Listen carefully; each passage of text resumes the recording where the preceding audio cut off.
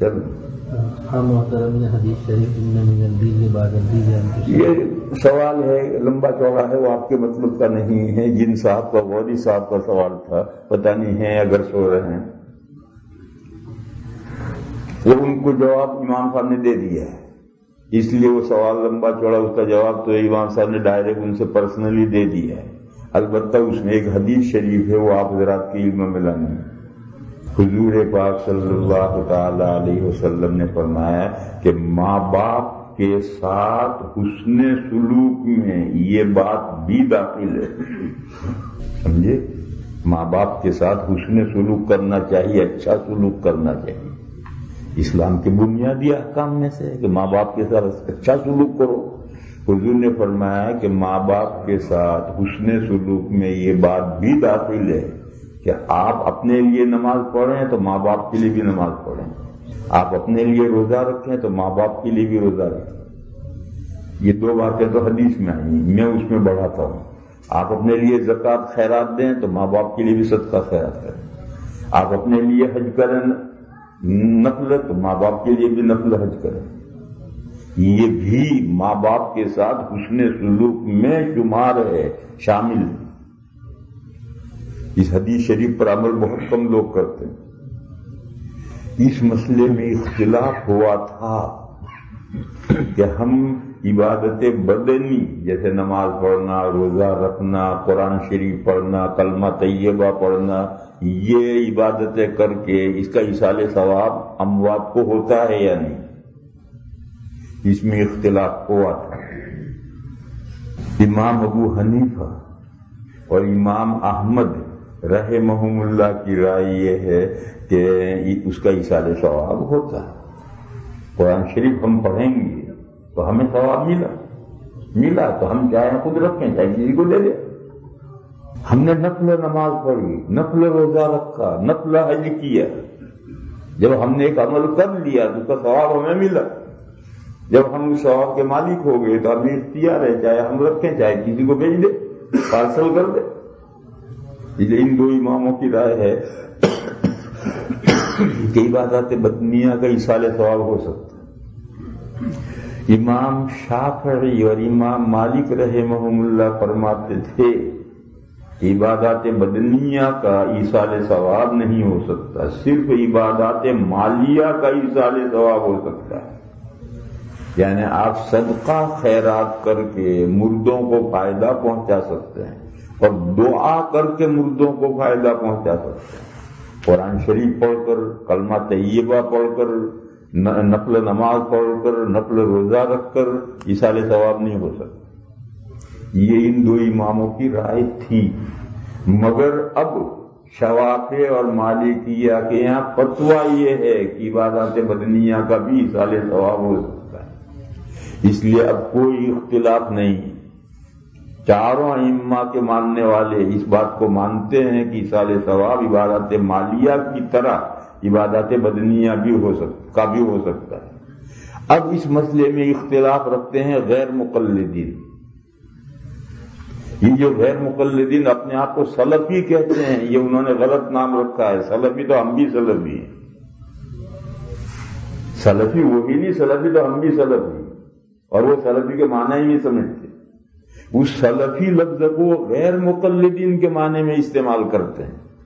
یہ جو جس غیر مقلدین کے معنی میں استعمال کرتے ہیں، اس معنی کر کے ہم سلفی نہیں. یہ مضمون کسی وقت سمجھاؤں گا کہ سلفی ہے کیا چیز، سلفیت ہے کیا چیز. سلفی تو ہم بھی سلفی ہیں. اور غیر مقلدیت کیا ہے، ظاہریت کیا ہے، وہ اس کو بھی سمجھاؤں گا. اور سلفیت یہ مذہب حق ہے. تین علم کلام میں تین مذہب حق ہیں، اشعریت، ماتوریدیت اور سلفیت. یہ تینوں اہل حق ہیں. اور فقہ میں چار مذہب حق ہیں، حنفیت، مالکیت، شافعیت، حنبلیت. اس کے علاوہ جتنے فقہی مذہب ہیں وہ غلط ہیں، جیسے کہ ظاہریت یعنی غیر مقلدیت اور جعفریت، شیعوں کا فقہ جعفری ہے، اور زیدیت، شیعوں میں ایک زیدی فرقہ ہے، ان کی فقہ الگ ہے، اور جتنی بھی فقہ ہیں وہ سب غلط ہیں. کیوں غلط ہیں؟ لمبی بات ہے، میں تو گول کال بتا رہا ہوں. تو علم عقائد میں 3 فرقے حق ہیں: اشعریت، ماتریدیت اور سلفیت. اور اس 3 کے علاوہ سینکڑوں فرقے ہیں عقیدوں میں، وہ سب باطل ہیں. وہ جو حضور نے فرمایا تھا کہ میری امت کے 73 فرقے ہوں گے، ایک جنت میں جائے گا، 72 جہنم میں جائیں گے، وہ فرقے علم کلام کے فرقے مراد ہیں. اور علم کلام میں جس امت میں گروہ بندیاں ہوئی اور فرقے بندیاں ہوئی، اس میں سے یہ 3 حق ہیں اور بقیہ سب جو ہیں گمراہیاں ہیں. اور مسائل میں جو اختلافات ہوئے ہیں، یہ حدیث شریف ان مسائل کے اختلاف سے تعلق نہیں رکھتی. مسائل میں جو اختلافات ہوئے ہیں ان میں کون حق ہے اور کون باطل ہے، اس کی بنیاد ایک دوسرے مسئلے پر ہے. وہ یہ ہے کہ شریعت کے سورسز کیا کیا ہیں، شریعت کے روٹ کیا ہیں. آئین اور قانون اور لا کیسے بنتا ہے؟ 3 چیزوں سے لا بنتا ہے: قرآن، حدیث اور اجماع امت. اور اجماع امت میں سب سے قوی صحابہ کا اجماع ہے. ان 3 سے شریعت اسلامی بنتی ہے. ایک فرقہ ہے اہل قرآن، وہ کہتا ہے نہیں، صرف قرآن سے لا بنے گا، حدیثوں کا کوئی اعتبار نہیں. اور جب حدیثوں کا اعتبار نہیں تو صحابہ کے اقوال کا اور اجماع امت کا کہاں اعتبار ہو؟ تو یہ جو اہل قرآن کی فرقہ ہے باطل.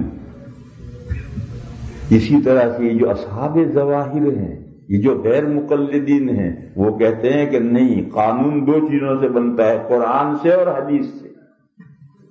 اجماع امت، انہوں کا اجماع امت کوئی چیز نہیں. اور جب اجماع امت کوئی چیز نہیں تو صحابہ کے اقوال کہاں سے کوئی چیز ہوں گی؟ اس لیے یہ جو فقہ غیر مقلدوں کی فرقہ ہے، فقہ ظاہریت، یہ باطل ہے. اور ائمہ اربعہ جو 4 امام ہیں، ان کے یہاں آئین لا بنتا ہے، شریعت اسلامی بنتی ہے قرآن سے، احادیث شریفہ سے، اجماع امت سے. اور اجماع امت میں سب سے قوی اجماع صحابہ کا اجماع. یہ 3 ذرائع ہیں جس سے شریعت بنتی ہے. ان تینوں کو جو مانے گا وہ اہل حق میں سے ہے، اور جو ان میں سے صرف قرآن کو مانتا ہے وہ اہل باطل ہے. جو قرآن کے ساتھ حدیث کو مانتا ہے، اجماع کو نہیں مانتا، وہ بھی اہل باطل ہے. اسی لیے جو صرف قرآن کو مانتے ہیں وہ اہل قرآن، اور جو صرف حدیث کو مانتے ہیں، قرآن کے ساتھ حدیث کو مانتے ہیں، آگے اجماع امت کو نہیں مانتے، ان کا نام اہل حدیث. جیسے وہ اہل قرآن ہیں، اس کا یہ مطلب نہیں ہے کہ قرآن پر وہی عمل کرتے ہیں. اہل قرآن کا یہ تھوڑی مطلب ہے قرآن پر تو ساری امت عمل کرتی ہے. پھر وہ اہل قرآن کیوں ہیں؟ وہ قرآن کے علاوہ کو نہیں مانتے، اس لیے اہل قرآن انہوں نے نام رکھا. انہوں نے اپنے آپ کا نام رکھا اہل قرآن. حقیقت میں وہ منکرین حدیث ہیں. جو اہل قرآن ہیں وہ منکرین حدیث ہیں، وہ اہل قرآن نہیں. اہل قرآن تو سارے مسلمان ہیں، قرآن کو تو سبھی مانتے ہیں. وہ اکیلے اہل قرآن کیوں ہو گئے؟ وہ حقیقت میں منکرین حدیث ہیں، مگر انہوں نے اپنا نام رکھا اہل قرآن.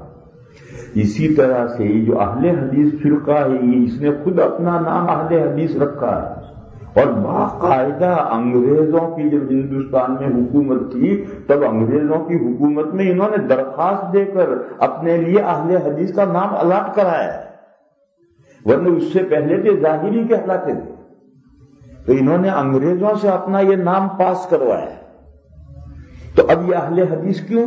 اہل حدیث تو سارے مسلمان ہیں، اور حدیث کی جتنی کتابیں ہیں وہ تو تم جب یہ وجود میں آئی تم تھے ہی نہیں. یہ فرقہ تو 150 سال پہلے 200 سال پہلے وجود میں آیا ہے، اور یہ ساری حدیث کی کتابیں لکھی ہوئی اس وقت تم تمہارا وجود ہی نہیں تھا.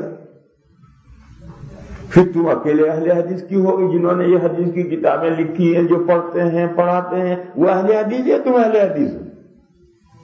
ایک مثال سنو. صرف 3 ملکوں میں، انڈیا، پاکستان اور بنگلہ دیش، ان 3 ملکوں میں ہر سال 10,000 ایسے علماء تیار ہوتے ہیں، فضلاء تیار ہوتے ہیں جنہیں درس نظامی کے آخری سال میں حدیث شریف کی 10 کتابیں کمپلیٹ پڑھائی جاتی اور پوری دنیا کے اہل حدیث 100 آدمی ہمیں دکھا دیں سال بھر میں، 100 زیادہ نہیں، پوری دنیا میں سے دکھا دیں 100 آدمی جن کو وہ سال میں یہ حدیث کی یہ 10 کتابیں کمپلیٹ پڑھاتے ہوں، ایسے 100 آدمی ہمارے پاس لے آئیں تو ہم سمجھیں کہ یہ اہل حدیث۔ یہ جو 10,000 آدمی تیار کرتے ہیں، کیا یہ حدیث کو نہیں مانتے کہ پاگل ہیں اپنے بچوں کی زندگیاں کیوں خراب کرتے؟ اس لیے یہ تو دھوکہ ہے امت کو کہ حدیث پر عمل کرو، حدیث پر عمل کرو، یہ امت کو دھوکہ ہے۔ حدیث شریف پر تو سب سے پہلے یہی ائمہ اربعہ عمل کرتے ہیں اور انہوں نے حدیثیں اکٹھا کی ہیں، انہوں نے جمع کی ہیں، انہوں نے روایت کی ہیں، انہوں نے جب حدیث کی کتابیں وجود میں آئے تو یہ کہیں پیدا بھی نہیں ہوئے۔ اس لیے اہل حدیث کا یہ مطلب کہ حدیث پر عمل کرو یہ دھوکہ ہے، جیسے اہل قرآن کا مطلب قرآن پر عمل کرو یہ دھوکہ ہے، ایسے اہل حدیث کا یہ مطلب نہیں۔ اہل حدیث کا مطلب یہ ہے کہ بس حدیث تک مانو، آگے مت مانو۔ آگے کیا ہے؟ امت کا اجماع ہے اور صحابہ کے ارشادات ہیں، ان کو مت مانو، یہ اہل حدیث کا مطلب۔ پھر یہ حدیثوں کو بھی سب کو نہیں مانتے، وہ کہیں گے حدیث صحیح اور ضعیف کو ہم نہیں مانتے، بس صحیح کو مانیں۔ تو پچھلے پاگل تھے جو انہوں نے یہ ساری ضعیف حدیثیں کتابوں میں جمع کی، بس ضعیف حدیث بیکار ہے تو پھر ان بڑے بڑے محدثین نے ساری ضعیف حدیثیں کتابوں میں جمع کیوں کی؟ تو ایک تو وہ کہہ رہے ہیں ہم حدیث پر عمل کرتے ہیں، سب سے پہلے تو یوں کر کے حدیث نکال دیتے، ضعیف نہیں مانتے، اور حدیث کی کوانٹٹی کرو گے تو 1/3 صحیح حدیث ہے اور 2/3 ضعیف حدیث ہے، کچھ نہ کچھ ذوق رہے گا۔ تو جب کہا کہ ہم ضعیف حدیث نہیں مانتے تو 2/3 ویسے نکال دیں، اب رہ گئی 1/3 حدیثیں مانتے ہیں۔ پھر کیا کہیں؟ بخاری ہے، مسلم کی حدیث صحیح ہے، ان کی حدیث ہم مانتے، دوسری نہیں مانتے۔ ایک نیا شعر چھوڑا کہ ہم صرف صحیح ان کی مانتے ہیں، تو وہ جو 1/3 رہ گئی تھی ان میں سے بھی ہاف حدیثیں باہر میں ہیں اور ہاف بخاری مسلم میں۔ تو اب جب یہ کہا ہم تو بخاری مسلم کی حدیث مانتے دوسری نہیں مانتے، تو صحیح میں سے بھی آدھی ختم ہوگی آدھی رہ گئی۔ پھر ان کا جو چالاک ہوگا وہ کیا کہ بخاری میں حدیث دکھاؤ، اس کا مطلب ہے کہ مسلم کی بھی نہیں مانتے، اس کا مطلب ہے کہ مسلم کی بھی نہیں مانتے، ان کو بخاری میں ہی دکھاؤ۔ بہرحال یہ تو حدیث پر عمل نہیں ہے، حدیث سے بھی بھاگنے کا راستے ہیں، حدیث سے بچنے کا بھاگنے کی شکلیں اختیار کرتے ہیں وہ۔ اس لیے یہ جو فرقہ ہے جس کا نام ظاہریت ہے اور غیر مقلدیت ہے، یہ گمراہ فرقہ ہے، صحیح نہیں۔ اور سلفیت حق، سلفیت مسائل میں نہیں ہے، سلفیت عقائد میں ہے۔ اس کی وضاحت میں کسی وقت کروں گا کہ عقائد میں کس طرح اختلافات ہوئے اور ان میں سے 3 فرقے کس طرح سے صحیح ہیں، اور اشاعرہ اور ماتریدیہ اور سلفیہ کے بیچ میں کیا فرق ہے، اور ہم بھی سلفی ہیں۔ یہ سب باتیں کسی وقت میں بیان کروں گا۔ کیا میں سوال تھا تو میں کہیں چلا گیا؟